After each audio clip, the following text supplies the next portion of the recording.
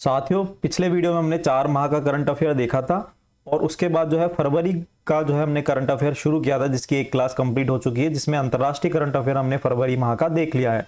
आज हम इसमें देख रहे हैं राष्ट्रीय करंट अफेयर, और राष्ट्रीय करंट अफेयर का ये क्लास होने के बाद हम जो है आगे इस फरवरी के करंट अफेयर को कंटिन्यू करेंगे।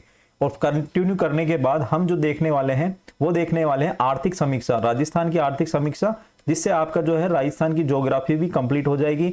और उसके बाद हम देखेंगे राजस्थान का बजट, जो कि एग्जाम पॉइंट ऑफ व्यू से बहुत ज्यादा इंपॉर्टेंट हो जाता है। तो चलिए आज की क्लास को शुरू करते हैं। और 2 नंबर की क्लास है ये आज की, फरवरी 2024 की जो करंट अफेयर की दूसरी क्लास है। और शुरू करने से पहले ये कि जो भी चैनल पे नए हैं चैनल को जरूर सब्सक्राइब कर लेना, वीडियो को लाइक कर देना। कोई आपकी क्वेरी हो तो कमेंट में मुझसे पूछ सकते हो और दोस्तों के साथ वीडियो को शेयर कर सकते हो। तो देखो कि 16वें वित्त आयोग के 4 सदस्यों की नियुक्ति की गई है फरवरी माह के अंदर। तो 16वें वित्त आयोग के 4 सदस्यों की नियुक्ति की गई है, जिसमें 3 पूर्णकालिक सदस्य शामिल हैं। पूर्व व्यय सचिव और 15वें वित्त आयोग के जो सदस्य है एन झा, व्यय विभाग में पूर्व विशेष सचिव एनी जॉर्ज मैथ्यू और अर्थ ग्लोबल के कार्यकारी निदेशक निरंजन राज्याध्यक्ष को वित्त आयोग के पूर्णकालिक सदस्य के रूप में नियुक्त किया गया है। मतलब जो 4 सदस्यों में से तीन जो है पूर्णकालिक सदस्य कौन कौन है? एक तो है एन झा, और एक है एनी जॉर्ज मैथ्यू, और एक है निरंजन राज्याध्यक्ष। इनको जो है पूर्णकालिक सदस्य बनाया गया है। पूर्णकालिक सदस्यों की संख्या कितनी है? 3। कितनी है? 3 है इसकी, है ना। और एन झा, निरंजन राज्याध्यक्ष और एनी जॉर्ज मैथ्यू, ठीक है। इसके अलावा भारतीय स्टेट बैंक के समूह के जो मुख्य आर्थिक सलाहकार है सौम्यकांति घोष को आयोग का अंशकालिक सदस्य चुना गया है। तो 3 तो पूर्णकालिक सदस्य ये हो गए, और एक कौन है? एक है सौम्यकांति घोष, ठीक है, सौम्यकांति घोष। दिसंबर 2023 में सरकार ने नीति आयोग के पूर्व उपाध्यक्ष अरविंद पनगड़िया साहब को वित्त आयोग का अध्यक्ष चुना है। तो 16वें वित्त आयोग के अध्यक्ष कौन है? अरविंद पनगड़िया साहब। 3 पूर्णकालिक सदस्य N Jha, Annie George Mathew और निरंजन उपाध्याय, ठीक है। एक अंशकालीन सदस्य कौन है? वो है सौम्यकांति घोष। हमेशा ध्यान में रखना है, एग्जाम में पूछा जा सकता है। आयोग के अध्यक्ष और अन्य सदस्यों का कार्यभार ग्रहण करने की तिथि से रिपोर्ट प्रस्तुत करने की तिथि या 31 अक्टूबर 2025, जो भी पहले हो तब तक ये जो है पद पर बने रहेंगे। आगे देखो, उत्तराखंड जो है पहला राज्य बन चुका है जो समान नागरिक संहिता विधेयक पारित कर दिया है। समान नागरिक संहिता जो अनुच्छेद 44 के अंदर एक जो है अनुच्छेद के संविधान में लिखा हुआ है कि अनुच्छेद 44 के अंदर क्या है? नीति निर्देशक तत्व है, उसमें एक समान नागरिक संहिता की बात की गई है। तो उत्तराखंड एक पहला राज्य है जहां पर समान नागरिक संहिता के प्रावधान को लागू कर दिया है। इसमें जो प्रावधान है हम देखते हैं, महिलाओं की शादी की आयु नॉर्मली 18 वर्ष होती है और लड़के की 21 साल, लेकिन इसमें लड़का और लड़की दोनों की 21 साल कर दी गई है। विवाह पंजीकरण को अनिवार्य कर दिया है। अगर आपने मैरिज करी है तो वो मैरिज मान्य तभी होगी जब आपने रजिस्ट्रेशन करा रखा है। लिव इन रिलेशनशिप में जो रहते हैं लोग, उनके फैसलों के बारे में अपने माता पिता को सूचित करना होगा। ये कानून बनाया गया है। लिव इन रिलेशनशिप आप जानते हो, जिसमें लड़का लड़की शादी से पहले आपस में एक साथ रहते हैं, ठीक है। और इसमें जो आगे बात की गई है, हलाला और इद्दत की प्रथा पर रोक लगाने की बात की गई है। बहु विवाह गैरकानूनी घोषित किया गया है और पति पत्नी को तलाक लेने का समान हक दिया गया है। जनसंख्या नियंत्रण को लेकर भी सिफारिशें इसमें की गई है। तो हम बात कर लें, समान नागरिक संहिता उत्तराखंड विधेयक 2024 को विधानसभा से पारित हो गया है। यह विवाह और तलाक, उत्तराधिकारी, लिव इन रिलेशनशिप और इनसे संबंधित मामलों से संबंधित कानूनों को नियंत्रित और विनियमित करेगा। उत्तराखंड के सभी नागरिकों के लिए विवाह, तलाक, भूमि, संपत्ति और विरासत एक समान होगा। समान नागरिक संहिता राज्य की अनुसूचित जनजातियों पर लागू नहीं होगा। मतलब अनुसूचित मतलब जो एसटी, जो ट्राइबल हैं, जनजातियां हैं, उन पर ये लागू नहीं होगा। बाकी इनके अलावा सभी पर यह लागू समान रूप से होगा। हम बात करें उत्तराखंड के समान नागरिक संहिता की विशेषताओं के बारे में, तो देखो, मुस्लिम पर्सनल लॉ के तहत आने वाली शादी और तलाक की प्रथाएं जैसे हलाला और इद्दत और 3 तलाक पर रोक लगा दी गई है। विवाह की उम्र जो है पुरुषों के लिए 21 वर्ष और महिलाओं के लिए 18 वर्ष रखी गई थी, जिसको भी अब 21 वर्ष कर दी गई है। लिव इन रिलेशनशिप में रहने वाले जोड़ों को संबंधित रजिस्ट्रार को लिव इन रिलेशनशिप का विवरण जमा कराना होगा और अपने माता पिता को ये चीज बतानी होगी। यदि उन्होंने ऐसा विवरण प्रस्तुत नहीं किया है या 1 महीने से ज्यादा समय हो गया है तो उन्हें 3 वर्ष की जेल हो जाएगी, 3 महीने की जेल हो जाएगी और अधिकतम 10,000 रुपए का उस पर जुर्माना या दोनों चीजें इन पे दोनों पर लग सकती है ना। दोनों चीजें मतलब 3 माह की जेल भी हो सकती है और 10,000 रुपए का जुर्माना भी लग सकता है। और इस विधेयक ने नाजायज बच्चों की अवधारणा को समाप्त कर दिया है। नया कानून वोयड और अमान्य विवाह से पैदा हुए बच्चों को कानूनी मान्यता प्रदान करता है। मतलब इसमें नाजायज बच्चों की अवधारणा जो होती है ना कि बिना शादी के अगर बच्चा कोई पैदा हो गया है या कोई ऐसा बच्चा पैदा हुआ है जो नाजायज कहलाता है तो उसको भी मान्यता दे दी है। यह स्पष्ट रूप से राज्य में द्विविवाह और बहु विवाह पर प्रतिबंध लगाता है। मतलब 2 शादी या 2 से अधिक शादी पर यह प्रतिबंध लगाता है और विवाह के आयोजन के लिए 5 शर्तों को सूचीबद्ध करता है। विधेयक के लागू होने के बाद से होने वाली शादियों का अनिवार्य रूप से क्या कराना होगा, रजिस्ट्रेशन कराना होगा, पंजीकरण कराना होगा। आगे देखो, चुनाव आयोग ने जो है सुप्रीम कोर्ट ने चुनावी बॉन्ड योजना असंवैधानिक घोषित किया है। सुप्रीम कोर्ट की 5 जो न्यायाधीशों की ये संविधान की पीठ थी और इसमें चुनावी बॉन्ड योजना को रद्द कर दिया है जो राजनीतिक दलों को चुनावी बॉन्ड की अनुमति देती थी। इस फैसले में भारत के मुख्य न्यायाधीश DY चंद्रचूड़ ने कहा है कि ये योजना नागरिकों के सूचना अधिकार का उल्लंघन करती थी। क्यों, कैसे करती थी? तो इसमें एक्चुअली क्या था कि जो ये बॉन्ड, चुनावी बॉन्ड से जो चंदा दिया जाता था तो उनकी सूचना सार्वजनिक नहीं की जाती थी। तो ऐसे में सुप्रीम कोर्ट के न्यायाधीश, मुख्य न्यायाधीश DY चंद्रचूड़ ने कहा है कि अगर ऐसी सूचना जो पार्टी जो कि जनता के हित में काम करने के लिए चुनाव लड़ती है तो अगर ऐसी सूचनाएं प्राप्त जनता को नहीं होगी कि उनको पैसा कहाँ से आया, उनको फंडिंग कौन कर रहा है, तो अगर ऐसी सूचनाएं बाहर नहीं आएगी तो ये जो है संविधान के विपरीत है, तो इसलिए असंवैधानिक इसको घोषित कर दिया गया। ये योजना जो है केंद्र सरकार द्वारा 2 जनवरी 2018 में शुरू की गई थी। इस योजना को नगद दान के बदले राजनीतिक फंडिंग में पारदर्शिता बढ़ाने के उद्देश्य से शुरू किया गया था। सुप्रीम कोर्ट ने कहा है कि यह योजना नागरिकों के सूचना के अधिकार का उल्लंघन करती है जिसमें संविधान के अनुच्छेद 19(1)(a) के तहत बोलने और अभिव्यक्ति की स्वतंत्रता प्रभावित होती है। चुनावी बॉन्ड जारीकर्ता बैंक भारतीय स्टेट बैंक को 6 मार्च 2024 तक भारतीय चुनाव आयोग को 2019 से चुनावी बॉन्ड प्राप्त करने वाले राजनीतिक दलों का विवरण सार्वजनिक करने हेतु कहा गया था। और ESI ने ECI election commission of India को अपनी जो वेबसाइट है उस पर ऐसे विवरण को प्रकाशित करने के लिए भी कहा गया था। तो सुप्रीम कोर्ट ने आयकर अधिनियम और जनप्रतिनिधित्व अधिनियम में किए गए संशोधनों को भी रद्द कर दिया है। ठीक है दोस्तों, तो ये बहुत इंपॉर्टेंट है। चुनावी बॉन्ड को रद्द करने वाली जो संवैधानिक पीठ थी उसमें जो है अनुच्छेद 19(1)(a) का जो उल्लंघन हो रहा था और अभिव्यक्ति और बोलने की स्वतंत्रता का उल्लंघन हो रहा था, RTA से सूचना नहीं ले सकते थे, तो इसलिए जो है सुप्रीम कोर्ट ने DY चंद्रचूड़ साहब ने इसको असंवैधानिक घोषित कर दिया। आगे देखो, सुप्रीम कोर्ट ने चंडीगढ़ मेयर चुनाव के नतीजे को रद्द कर दिया है। चंडीगढ़ मेयर चुनाव की हम बात करें तो ये देश में सबसे हमारे जो लोकसभा चुनाव हुए थे उससे पहले की एक बहुत बड़ी घटना है।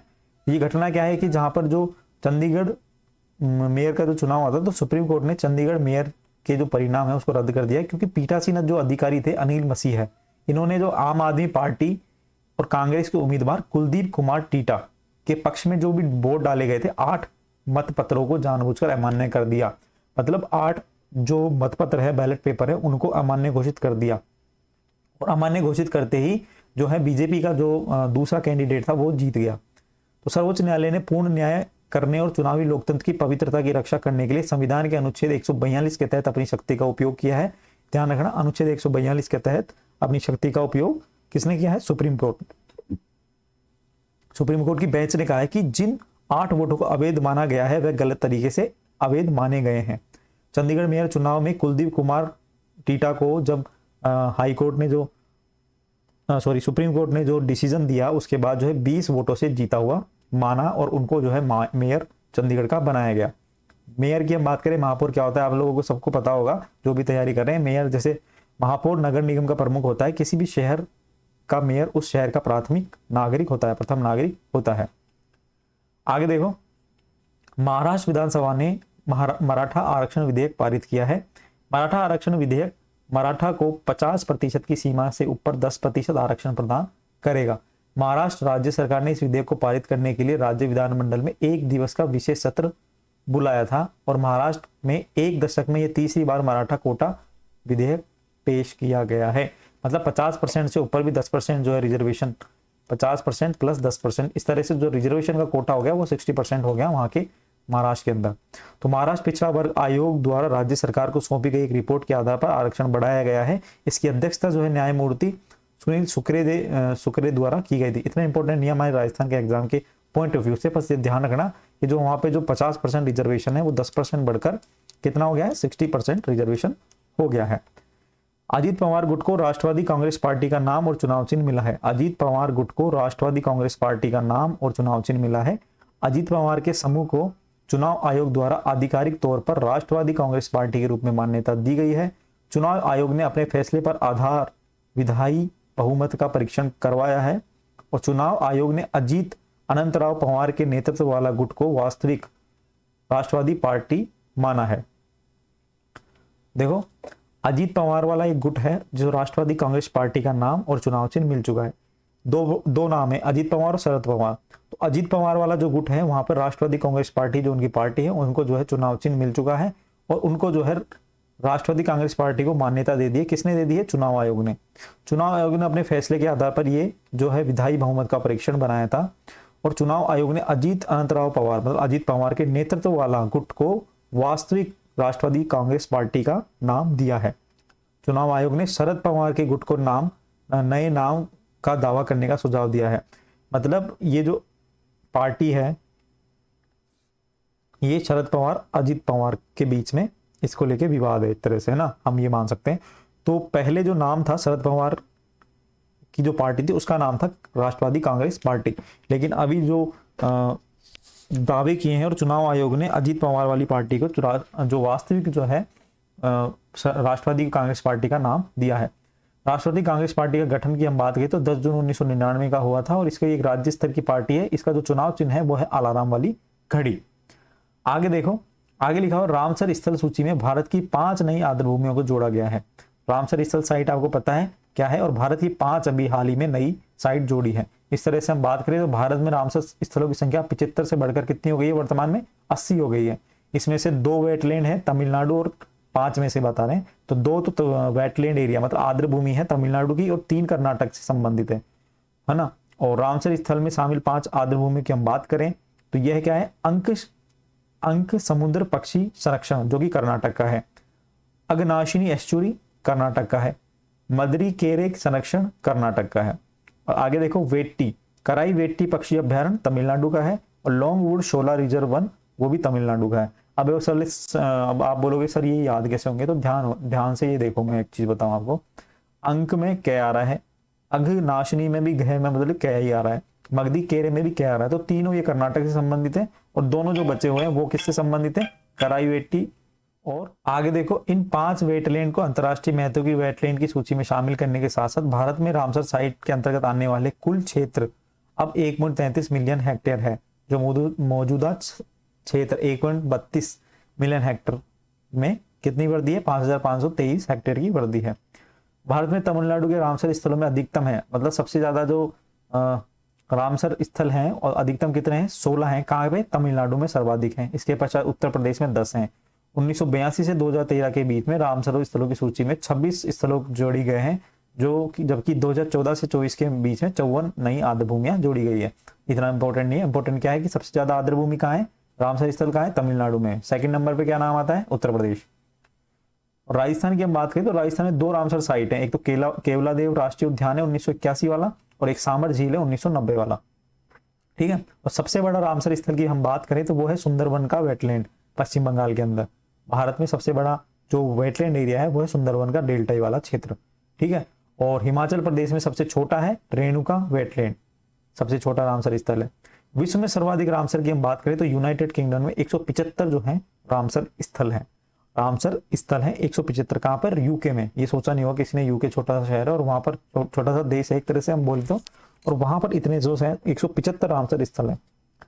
अपेक्षा करें तो छोटा है ना, वैसे छोटा नहीं है तो आप वो मान सकते हो। विश्व का पहला रामसर स्थल 1974 में ऑस्ट्रेलिया के कोब्रोग प्रायद्वीप को नामित किया गया था। विश्व का सबसे बड़ा रामसर जो है स्थल है वो ब्राजील में रियो निग्रो को माना गया है। सबसे पहला ऑस्ट्रेलिया में कोब्रोग, है कोबोर्ग, और सबसे जो बड़ा है विश्व का वो कौन सा है, ब्राजील में रियो निग्रो। ठीक है, बोलेविया में रामसर कन्वेंशन के तहत संरक्षित क्षेत्र जो है 1,48,000 वर्ग किलोमीटर में फैला है, जो कि विश्व में सर्वाधिक है, विश्व में सर्वाधिक है। ठीक है, आगे देखो, भारत सरकार और एशिया डेवलपमेंट बैंक ने $200 मिलियन के ऋण समझौते पर हस्ताक्षर किए हैं। और ये ऋण समझौता क्या है कि ये इसका उद्देश्य क्या है कि असम में ब्रह्मपुत्र नदी के 650 किलोमीटर लंबे क्षेत्र में या उसके आसपास बाढ़ और नदी तट कटाव को जोखिमों को प्रबंधन को मजबूत करना है। मतलब ब्रह्मपुत्र नदी से जो बाढ़ और कटाव जो क्षेत्र थे उनको जो है डेवलप करना है, उनको मजबूत करना है। यह ऋण समझौता असम में ब्रह्मपुत्र एकीकृत बाढ़ और नदी तट कटाव जोखिम जो प्रबंध परियोजना से संबंधित है।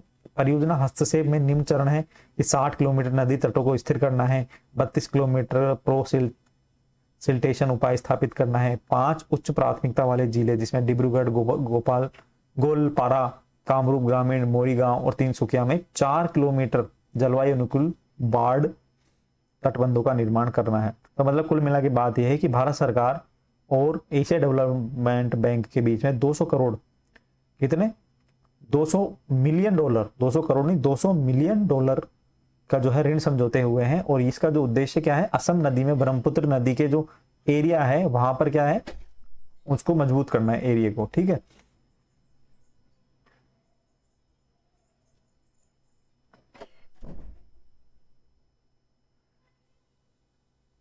APAR, one nation one student ID card, one nation और वन स्टूडेंट आईडी कार्ड की हम बात करें तो APAR है ना, अपार बोल सकते हैं इसको। राष्ट्रीय सम्मेलन का उद्घाटन 13 फरवरी को नई दिल्ली में किया गया था। यह स्वचालित स्थायी शैक्षणिक खाता रजिस्ट्री है, इसमें भारत में छात्रों के लिए एक महत्वाकांक्षी और वैश्विक दस्तावेज है। अब तक 25 करोड़ APAR आईडी बन चुकी है। APAR ID academic bank of credit और डिजी लॉकर की कनेक्टिविटी ने संचालन में आसानी प्रदान की है। एकेडमिक बैंक ऑफ क्रेडिट और डिजी लॉकर की इंटरकनेक्टिविटी के ने संचालन में आसानी प्रदान करी है। APAR राष्ट्रीय शिक्षा नीति 2020 और राष्ट्रीय क्रेडिट और योग्यता फ्रेमवर्क के अनुरूप शुरू की गई है। ये एक परिवर्तनकारी जो है पहल है। इसका उद्देश्य क्या है कि प्रत्येक छात्र को एक यूनिक और स्थायी 12 अंकीय आईडी प्रदान करके उनकी शैक्षणिक उपलब्धियों को एक ही स्थान पर समेकित करके पूरे भारत में छात्रों के लिए एक एकीकृत सुलभ और शैक्षणिक अनुभव प्रदान करना है। मतलब ये एक आधार कार्ड जो होता है हमारा, उस तरह से एक 12 अंकों का आईडी प्रदान किया जाएगा और उसमें क्या होगा कि पर्टिकुलर यूनिक होगा वो, तो आप वो आधार नंबर डालोगे आपकी सारी डिटेल आ जाती है ना। उसी तरह से अगर ये डालेंगे ना तो हमारा जो है डिटेल, एकेडमिक डिटेल, सारी चीजें उसमें आ जाएगी। ठीक है, आगे देखो, जल शक्ति मंत्रालय और 12 तकनीकी संस्थाओं ने समझौते पर हस्ताक्षर किए हैं। यह समझौता 6 नदियों के बेसिन प्रबंधन की दिशा में अनुसंधान और अकादमिक सहयोग के लिए है। ये 6 नदियां हैं, नर्मदा, गोदावरी, महानदी, कृष्णा, कावेरी और पेरियार नदी। तो ये ध्यान रखना कि 6 नदियां कौन कौन सी है, नर्मदा, गोदावरी, महानदी, कृष्णा और कावेरी। ठीक है, इस समझौते पर राष्ट्रीय नदी संरक्षण योजना के तहत हस्ताक्षर किए गए हैं। नमामि गंगे मिशन को यूनेस्को ने दुनिया की 10 सर्वश्रेष्ठ संरक्षण और पुनरुद्धार अभियानों में शामिल किया है। नमामि गंगे को यूनेस्को ने, ठीक है, यूनेस्को ने। आगे देखो, महिलाओं के लिए विज्ञान एवं प्रौद्योगिकी और नवाचार स्वाति पोर्टल लॉन्च किया गया है। भारतीय राष्ट्रीय विज्ञान अकादमी और नई दिल्ली ने 11 फरवरी को जो वैज्ञानिक सलाहकार प्रोफेसर अजय कुमार सूद हैं, इन्होंने महिलाओं के लिए विज्ञान एक प्रौद्योगिकी और नवाचार पोर्टल, इसका नाम है स्वाति, लॉन्च किया है। यह पोर्टल भारत में अपनी तरह का पहला इंटरएक्टिव डेटाबेस होगा। इस पोर्टल को national institute of plant genome research द्वारा विकसित किया गया है। तो यही ध्यान रखना आपको। एक वनतारा आपने सुना होगा, अभी जो अनिल अंबानी के मुकेश अंबानी के बेटे हैं, अभी उनकी जो शादी हुई थी, तो उस शादी के दौरान एक वनतारा नाम से जो है बहुत शब्द चर्चा में रहा था। तो वनतारा क्या है, वनतारा एक्चुअली में क्या है, रिलायंस इंडस्ट्री और रिलायंस फाउंडेशन द्वारा 26 फरवरी को जामनगर में वनतारा, जंगल का सितारा, वनतारा मतलब क्या है, जंगल का सितारा कार्यक्रम का शुभारंभ किया गया। ये भारत और विदेश में घायल, दुर्व्यवहार हारित, लुप्त जानवरों के बचाव, उपचार, देखभाल और पुनर्वास पे केंद्रित एक क्या है, पहल है। रिलायंस इंडस्ट्रीज और रिलायंस फाउंडेशन ने इसको चलाया है और वनतारा रिलायंस के जामनगर रिफाइनरी कॉम्प्लेक्स के ग्रीन बेल्ट के भीतर 3000 एकड़ में फैला हुआ है। तो जामनगर गुजरात के अंदर जो ये है, और जामनगर रिफाइनरी जो है उसमें जो ग्रीन एरिया है, ग्रीन बेल्ट है, वहां पर जो 3000 एकड़ में ये फैला हुआ है। वनतारा ने इस स्थान को जंगल जैसे वातावरण में परिवर्तित कर दिया है और जो बच गई जो प्रजातियां उनके लिए एक प्राकृतिक और समृद्ध निवास का स्थान बनाया है। ध्यान रखना, कार्यक्रम ने पिछले कुछ वर्षों में 200 से अधिक हाथियों और हजारों अन्य जानवरों, सरीसृपों और पक्षियों को असुरक्षित स्थानों से बचाया है। मतलब दुनिया में कहीं पे भी जो प्रजाति विलुप्त हो रही है या कुछ उनके कोई बीमारी हो गई है, कोई घायल हो गई है, तो उनको यहाँ पे लाके संरक्षण प्रदान करना है और इस तरह का एटमोस्फेयर बनाया कि यहीं पे उनका जो है विकास हो। ठीक है दोस्तों, तो ये जो हमारा है करंट अफेयर, राष्ट्रीय करंट अफेयर कंप्लीट हो चुका है फरवरी का। अब हम जो है आगे वाली क्लासों में आगे का करंट अफेयर देखेंगे। तो चैनल पे जो भी नए हैं चैनल को जरूर सब्सक्राइब कर देना। आपके लिए इतना अच्छा कंटेंट और इतना अच्छा जो है कंटेंट आपके लिए लेके आया हूं, क्योंकि आपके जो एग्जाम में क्वेश्चन आने वाले हैं वो यहीं से आने वाले हैं। ठीक है, आपके लिए आर्थिक समीक्षा और राजस्थान का जो बजट है वो भी मैं आपको कराने वाला हूं। तो चैनल पर जुड़े रहिए, चैनल को शेयर करिए, वीडियो को लाइक करिए, दोस्तों के साथ शेयर करिए। ठीक है, और सब्सक्राइब भी चैनल को कर दीजिए। ठीक है दोस्तों, तो मिलते हैं नेक्स्ट वीडियो में। अभी के लिए इतना ही, धन्यवाद।